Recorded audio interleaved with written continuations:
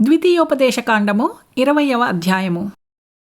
నీవు నీ శత్రువులతో యుద్ధమునకు పోయి గుర్రములను రథములను మీకంటే విస్తారమైన జనమును చూచినప్పుడు వారికి భయపడవద్దు.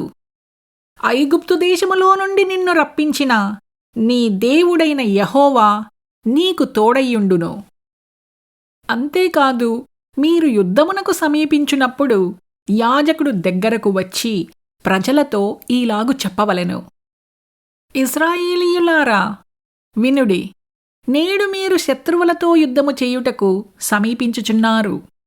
మీ హృదయములు జంకనీయకుడి, భయపడకుడి, వనకకుడి, వారి ముఖము చూచి బెదరకుడి. మీ కొరకు మీ శత్రువులతో యుద్ధము చేసి మిమ్మును రక్షించువాడు మీ దేవుడైన యెహోవాయే. మరియు నాయకులు జనులతో చెప్పవలసినదేమనగా, క్రొత్త ఇల్లు కట్టుకొనినవాడు గృహప్రవేశము కాకమునుపే యుద్ధములో చనిపోయిన ఎడల వేరొకడు దానిలో ప్రవేశించును కనుక అట్టివాడు తన ఇంటికి తిరిగి వెళ్ళవచ్చును. ద్రాక్షతోట వేసి ఇంకనూ దాని పండ్లు తినక ఒకడు యుద్ధములో చనిపోయిన ఎడల వేరొకడు దాని పండ్లు తినును కనుక అట్టివాడును తన ఇంటికి తిరిగి వెళ్ళవచ్చును.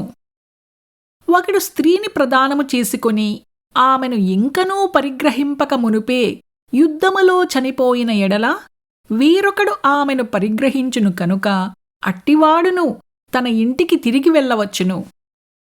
నాయకులు జనులతో, ఎవడు భయపడి మెత్తని గుండె కలవాడగునో వాడు తాను అధైర్యపడిన రీతిగా తన సహోదరుల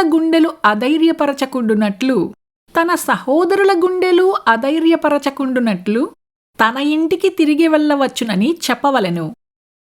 నాయకులు జనులతో మాటలాడుట చాలించిన తరువాత జనులను నడిపించుటకు సేనాధిపతులను నియమింపవలెను.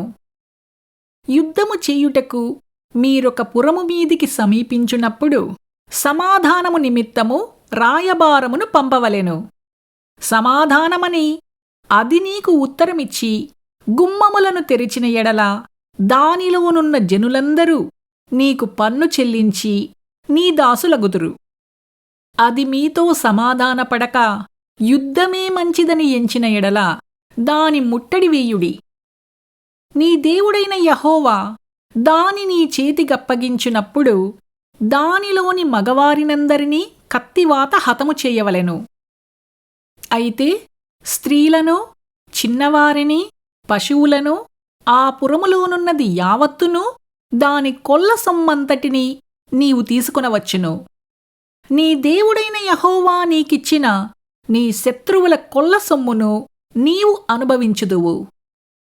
ఈ జనముల పురములు కాక నీకు బహుదూరముగా ఉండిన సమస్త పురములకు మాత్రమే ఈలాగున చేయవలెను. అయితే నీ దేవుడైన యెహోవా స్వాస్థ్యముగా నీకిచ్చుచున్న ఈ జనముల పురములలో ఊపిరిగల దేనిని బ్రతుకనీయకూడదు.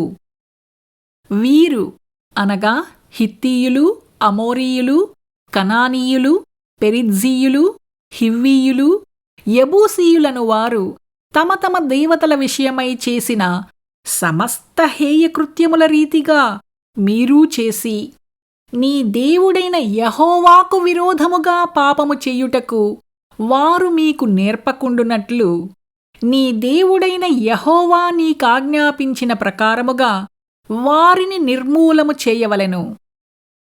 నీవు ఒక పురమును లోపరచుకొనుటకు దానిమీద యుద్ధము చెయ్యుచు అనేక దినములు ముట్టడి వేయునప్పుడు దాని చెట్లు గొడ్డలి చేత పాడు చెయ్యకూడదు. వాటి పండ్లు తినవచ్చును కాని వాటిని నరికివేయకూడదు. నీవు వాటిని ముట్టడించుటకు పొలములోని చెట్లు నరులా, అట్టి చెట్లను నీవు కొట్టకూడదు. ఏ చెట్లు తినదగిన ఫలములనిచ్చునవి కావని నీవెరుగుదువో వాటిని పాడుచేసి నరికి నీతో యుద్ధము చేయు పురము పడువరకు వాటితో దానికి ఎదురుగా ముట్టడి దిబ్బ కట్టవచ్చును.